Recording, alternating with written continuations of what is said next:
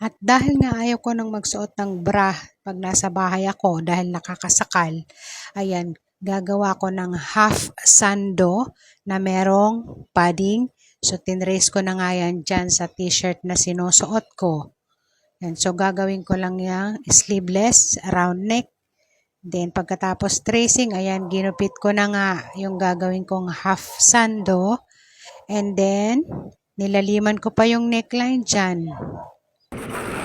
Pagkatapos, ayan, imaging ko na yung buong paligid. I-attach ko na yung padding na yan. Kung meron kayong mga padding, pwede nyo gamitin.